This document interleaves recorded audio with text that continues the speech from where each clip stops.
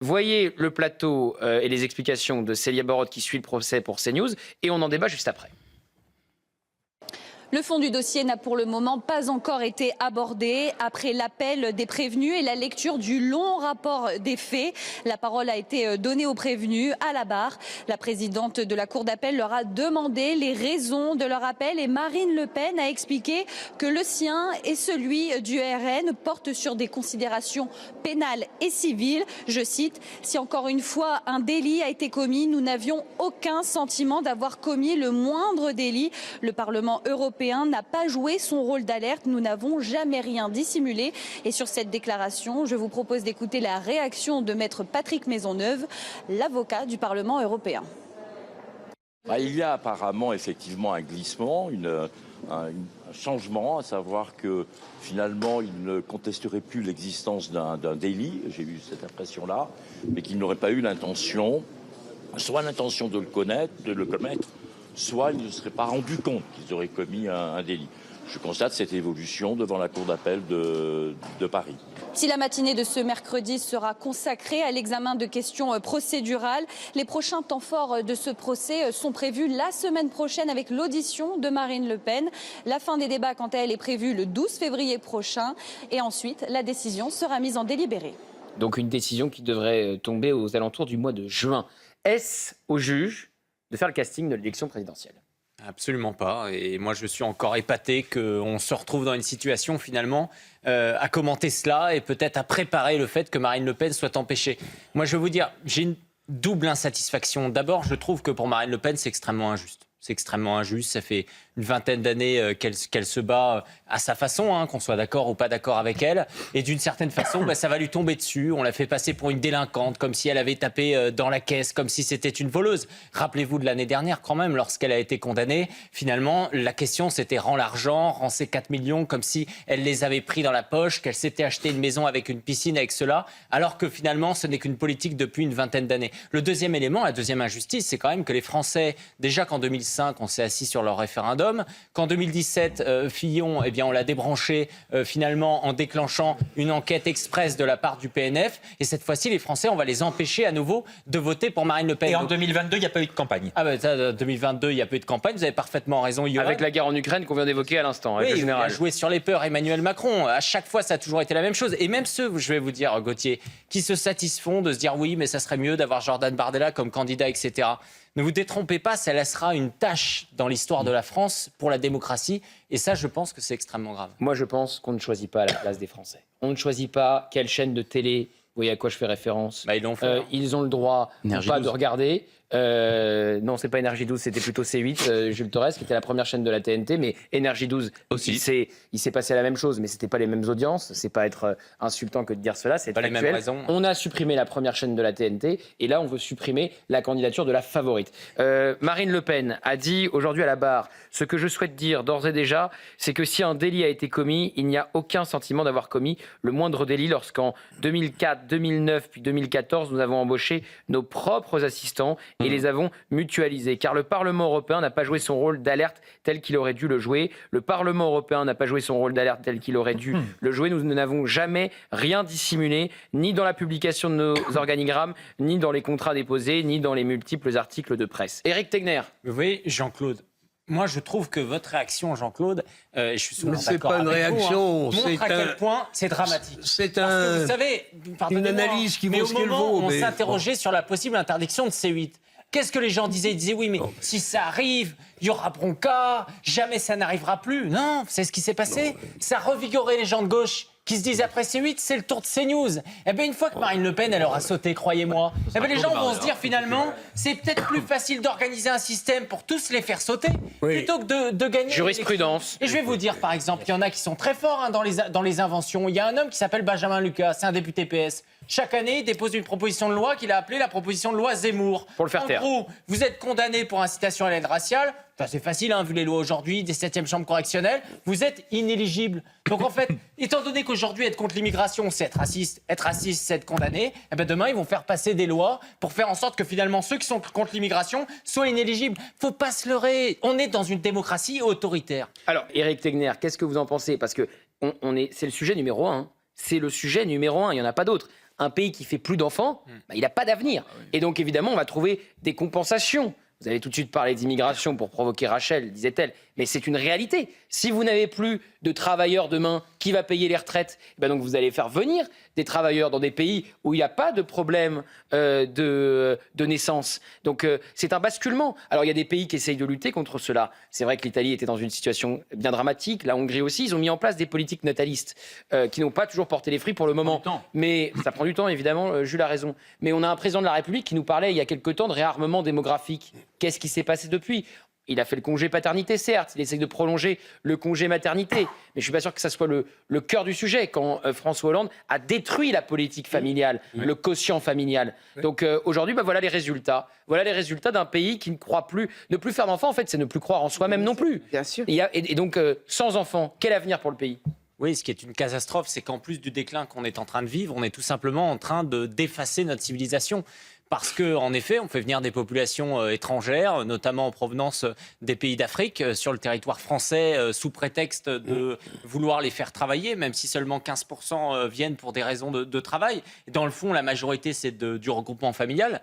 Et ces personnes, une fois sur le territoire français, font plus d'enfants que les Français dits de souche. On se retrouve, une femme algérienne, vous savez, par exemple, c'est 3,4 enfants par femme en moyenne, contre 1,9 pour une femme en France. Donc c'est immense, évidemment. Donc quand on va vous parler... 1,56, hein, là, 1,56. Encore plus. Donc quand on se retrouve, évidemment que d'ici 20 à 40 ans, d'ici 2 générations, le phénomène de grand remplacement dont on parle souvent, il va arriver. Il va arriver, en fait. Et c'est ça qui est, que je trouve absolument dramatique, parce que vous savez, la civilisation française, il n'y en a pas d'autre. Une fois qu'on va l'avoir perdue, ça va être terminé. Et c'est ça qui est insupportable. Et on n'a même pas le droit de s'exprimer sur ce sujet, de dire « Eh oh, on a peut-être envie que cette civilisation qui existe depuis 1500 ans, elle continue à perdurer. » Et on nous dit « Non, non, c'est ringard, c'est ringard. » Vous savez, il y a une autre civilisation. Cette civilisation, elle va vous remplacer et c'est tant mieux. Moi, je trouve ça dramatique. Alors, justement là-dessus, Karima, autant, oui, il y a des questions, on manque de gynéco dans le pays, etc. On réalise qu'il y a peu de moyens.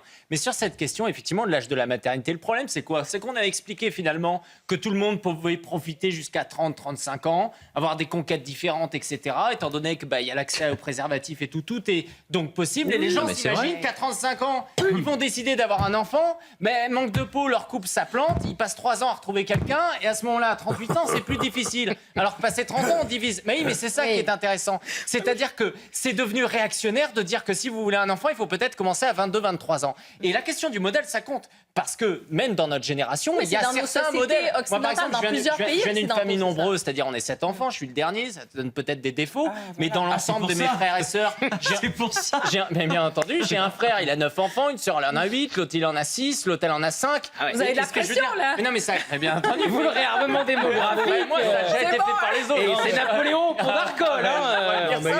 Il y a plein de choses à dire. Bravo. Mais non, mais parce qu'il y a une culture à une éducation, c'est-à-dire qu'il va être qu'ils vont se marier plus jeunes, donc ça va être plus facile, etc. sur certains éléments. Ils vont construire un couple. Quand vous disiez il faut commencer à 22-23 ans, il faut commencer jeune à construire un couple exactement. pour ensuite s'engager. Voilà. Et donc cette notion-là, dans un parcours, tout concourt à l'inverse aujourd'hui. Non, des 23 ans, quand tu es en master 2, quand tu es à l'école, etc. À ce moment-là, tu vas prendre en compte l'amour. C'est pas uniquement profiter de la vie. Et ça, c'est important. Et il y a l'autre phénomène quand même, qui a une énorme différence dans une population, pardonnez-moi, j'en parle souvent, de punk à chiens qui sont à la 8-6 et au Sarwell, des gauchistes, pour résumer les choses, qui en effet revendiquent être au RSA, ne veulent certainement pas avoir d'enfants, et donc ces gens-là prennent de plus en plus de place. Et ça, pour le coup, moi je suis pour la stigmatisation, c'est-à-dire qu'à un moment, s'ils veulent avoir les responsabilités de ne pas avoir d'enfants pour un choix politique, déjà le RSA, on va le couper. Non mais parce que c'est ça aussi, à chaque fois on va leur dire, mon corps, mon choix, chacun fait ce qu'il veut, tu veux pas d'enfant, etc. Oui, mais en attendant, si tu veux être aidé... J'espère à un moment donné... Oui, mais dans le sens de ces hommes aujourd'hui, je parle des hommes d'ailleurs, moi en règle générale, je pense que c'est l'homme qui a une énorme part de responsabilité là-dessus, je vais pas me la jouer féministe. 100% d'accord. Mais bien sûr, parce que je connais des couples dans un entourage très proche où c'est l'homme qui a persuadé la femme qu'il fallait pas avoir d'enfants. Mais oui, mais bien sûr. Alors que la femme, parce que le mec, il veut pas s'ennuyer, il veut continuer à aller boire des bières avec ses copains, et il veut pas rentrer à la maison pour s'occuper du foyer et de l'enfant. J'en connais. Il faut qu'il assume, pas de retraite. Il prend le gars qui vraiment fait un choix politique. Dans ce cas, le jour de ses 63 ans, il dit moi je prends pas de retraite. Mais à un moment, je suis désolé. J'aimais bien la première partie de votre discours lorsque vous parliez d'amour, de désir, etc. Ça, c'était beau. Alors, vu qu'on se dit les choses, on va se les dire. Allez. Moi, je pense qu'il y a un mythe à casser aussi, c'est le mythe de l'amour. C'est-à-dire que, Bon, en ça y est, fait, Ah bah non. non mais moi, je crois dans l'amour. Je suis éperdument amoureux également. Je crois qu'il y a de magnifiques histoires d'amour. Vérité, c'est que pendant un millénaire, en France, les familles se sont construites à partir de mariages arrangés. Oui, bah C'est la non, mais première ça, vous n'allez pas me faire l'apologie du mariage arrangé. Non, mais il a pas tort, il a Bien pas sûr, et tort. aujourd'hui, il a on a pas une autre tort. problématique. On je peux vivait comprendre, dans évidemment, une dans autre certains cas, société. et je ne stigmatise personne, c'est qu'aujourd'hui, on a un divorce sur deux. Donc c'est très, Mais c'est bien très sûr. compliqué. Mais Et bien pourquoi sûr. Mais voilà, donc il y a peut-être un un juste milieu Mais pourquoi pas- entre le mariage arrangé et le divorce permanent. Je vais La vous expliquer, famille a Gauthier. explosé C'est que dans le et mariage on ne vit arrangé, plus de la derrière, il y même avait de façon. l'amour. L'amour, c'est quoi? C'est le respect, c'est le choix. Vous savez, quand est-ce que vous aimez Non, quelqu'un? dans le mariage, vous pouvez pas me dire ça. Quand est-ce que vous pouvez aimez pas me dire vraiment ça, surtout Non. que dans certains pays, les mariages arrangés ont toujours lieu. Mais d'accord, mais je suis pas en train de parler de ces cas-là. Je vous. Ah oui, bah, c'est quoi? Je reprends l'histoire de la France. Je Bon. reprends l'histoire de la France. Non mais me dites pas que Je suis pas pour au le Moyen Âge, retour dans du les mariages arrangés, il y avait de l'amour. Non, mais je suis pas arrêtez. pour le retour du mariage arrangé, Gauthier. Ah, Attendez, vous faites le mariage des- arrangé, Je le suis- devoir conjugal non, ce je soir, suis en là, train qu'est-ce de qui vous se passe? expliquer qu'on est une génération aujourd'hui où le jour où vous ne ressentez plus rien, vous faites pas d'effort, le lendemain vous quittez la personne. Et ça c'est un problème. Alors qu'en fait le jour où vraiment vous aimez quelqu'un, c'est le jour où ça devient difficile. Et donc je parle de la notion de l'engagement. L'amour, L'engagement. c'est franchir des difficultés. Bah oui. Et avoir un enfant, c'est la même difficulté. Et ça, on ne sait pas le dire. Et je vais vous dire, les gens, ils se réveillent en général à 40 ans. À 40 ans, ils le découvrent. Mais en fait, c'est trop tard parce qu'on leur vend un mythe avant. Et tout comme, il y a un autre élément, hein, pardonnez-moi, mais il y a certaines personnes qui peuvent accéder à la sexualité, à l'amour, etc. Et il y a certains territoires, c'est beaucoup plus compliqué. Mais bien sûr, parce que vous êtes à Paris, vous avez plein de monde, vous rencontrez plein de personnes, etc. Eh ben, c'est beaucoup plus facile. Si vous êtes dans un territoire complètement perdu, Vous et étiez c'est très où, vous difficile. Non, moi, j'ai pas de problème. Et vous savez, je suis un grand voyageur, vous savez. Et donc, ce qui se passe aujourd'hui, Et c'est amoureux. bien sûr, il y a un problème d'accès. C'est Quasiment pour un ça que nomade. la question Mais ce des que- applications de rencontres, etc., c'est un énorme sujet. Ce que vous vouliez dire en caricaturant un peu, Bien sûr. c'est qu'on est passé des mariages arrangés à aujourd'hui on divorce pour un oui, pour un non. C'est ça. Où Exactement. on se sépare même avant de se marier pour un oui, pour un non. Pendant qu'on parle des agriculteurs, on n'en sort pas, quoi. On les abandonne, on les laisse crever. Ah, mais oui. Ils se battent pour la... On parlait de survie du pays avec les enfants. Là aussi, c'est un sujet de survie. Nos paysages, nos traditions, nos terroirs, notre gastronomie. Punaise, mais si on fait plus d'enfants et qu'on n'a plus d'agriculteurs, mais fermez la boutique, quoi. Et puis on Il y a un termine... lien avec le sujet précédent. Hein. Vous savez, on donne une magnifique histoire d'amour. Tout à l'heure, je vous parlais d'amour avec des agriculteurs qui, en couple, arrivent à tenir des fermes, avec les enfants qui se disent on reprend la ferme, on se mobilise. On a vu énormément de jeunes hein, à ce moment-là qui se vrai. battent. Parce que 18, 19, 20 ans à l'Arc de Triomphe la semaine dernière, bien entendu. au micro de Jean-Marc Morandini. Ils étaient tous effectivement assez jeunes, ces agriculteurs. Exactement. Alors, Et ils reprennent la ferme de leurs parents. Alors qu'on se dit à 18 ans, mais... Et vous voyez là, le contraste. Le jeune de 18 ans qui reprend la ferme de ses parents, qui sait que ses parents travaillent 70 heures par semaine pour gagner 400 € par mois, eh ben il y va. Hein. Et face à ça, vous avez le mec des villes Ouais, qui veut pas d'enfants parce qu'il le préfère bobo aller... vegan qui il- boit du Coca Zéro. Et voilà, il préfère aller boire sa bière avec ses copains. Ah bah, c'est pas les mêmes, hein, ces jeunes. Hein. C'est deux jeunes différents, hein. À grands traits, bien sûr. Oui, Mais c'est c'est exactement- mais c'est ça, mais ce jeune-là, on le laisse tomber. On le laisse tomber, sauf au moment de l'élection. Donc là, j'attends les images des députés qui vont sortir leur dernière botte aigle, toute neuve, pour aller essayer de faire de la démagogie, parce que c'est ça. Hein. Parce que dans 1 mois et demi, on va avoir le droit à tout le monde au salon de l'agriculture, qui vont être là aux côtés des agriculteurs. Il y aura Alors qu'en pas de bovins. permanence, ils sacrifient les agriculteurs. Il y aura pas les bovins. Ils les sacrifient au nom de l'Europe, vous savez. Jules. Ce grand projet européen que les Français, aujourd'hui, pardonnez-moi, ne comprennent plus. Je rappellerai la réaction d'Emmanuel Macron. Je condamne la violence d'État qui frappe aveuglément les Iraniennes et les Iraniens qui réclament avec courage le respect de leurs droits. Je veux dire, c'est le service minimum, quoi. Le respect des libertés fondamentales est une exigence universelle et nous sommes aux côtés de celles et ceux qui les défendent. Franchement, il n'aurait pas tweeté, ça aurait été le même résultat. Hein. Eric Tegner, il n'y a pas le mot islamisme. On est très feutré avec l'Iran. Alors je sais qu'il y a Jacques Paris et Cécile Collère qui sont sortis de leur prison mais qui sont toujours à l'ambassade de France. Mais on pourrait parler évidemment de la position de la France qui choisit toujours la soumission face à ceux qui lui prennent des otages. Hein. C'était le cas avec l'Algérie aussi. Hein. Mais déjà, Emmanuel Macron, il a quand même tardé, hein. Il a pris du temps Oui, avant 2 de faire un semaines. tweet. Ensuite, en effet, il ne parle pas d'islamisme, mais je tiens à rappeler qu'en règle générale, il n'en parle pas du tout. Hein. On a eu les vœux, il n'en parle pas. C'est jamais un sujet, l'islamisme. Tu sais, il y a cette petite idée que dans le fond, parler d'islamisme, c'est être islamophobe, en fait.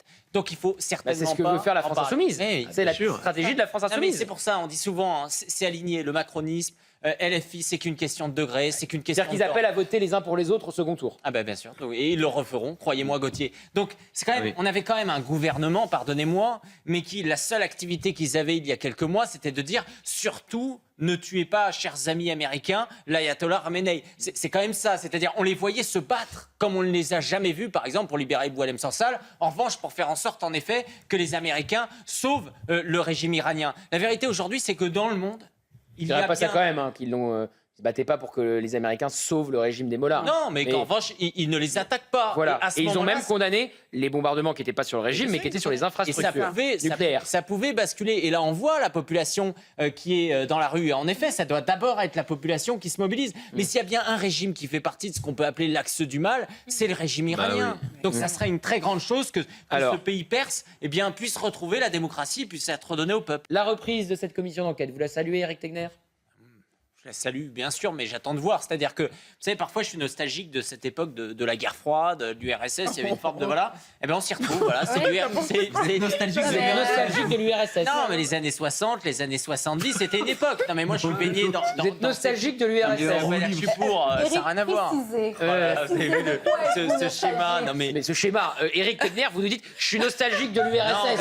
Excusez que ça fasse réagir sur le plateau. Mais de cette époque, les années 70, 80. Le Goulag, vous êtes nostalgique J'adore aussi le film Le Pont des Espions, etc. Parce Ce que que, je veux dire, c'est la guerre croyez-moi, froide. vous en URSS, vous faites pas long feu. Hein. Et la chute du mur, vous êtes contre ou pour? Il aurait plus longtemps. La capacité de carrière. Vous avez vu, vous avez Non, le même non, phénomène pavlovien. Quand Je même. plaisantais, il n'y a pas de doute sur ta C'est réponse, cher ami. diabolisation à outrance. Bon, mais en la attendant, commission d'enquête, au lieu de nous parler de c'est Staline. soviétique, ce président, cette façon de fonctionner Oui, quand même. oui. C'est-à-dire qu'en gros, dès qu'il y a quelqu'un qui vous dit « moi je suis prêt à venir révéler des choses à la commission d'enquête », il ne faut surtout pas l'inviter parce que sinon, ça risque de créer un trouble à l'ordre public. Moi, je trouve que Charles Lalonde, pardonnez-moi, Ouais. il y a un point commun. Nicolas Sarkozy, pourquoi ça marche? Parce qu'à un moment, les Français, ils en ont ras-le-bol d'avoir des politiques qui ne disent plus rien. Ils n'ont plus de courage, qui sont vides, qui ont leur petit poste, etc. et qui sont pas prêts juste à un moment à dégoupiller, à dire moi je dis les choses et peu importe ce qui se passe derrière. Charles Lalonde qui l'a fait. Mais ce président qui à un moment commence à dire faut surtout pas écouter, faut surtout pas parler de cette commission. C'est du grand n'importe quoi. Ils ont peur pourquoi? Pas uniquement en raison de ces convocations,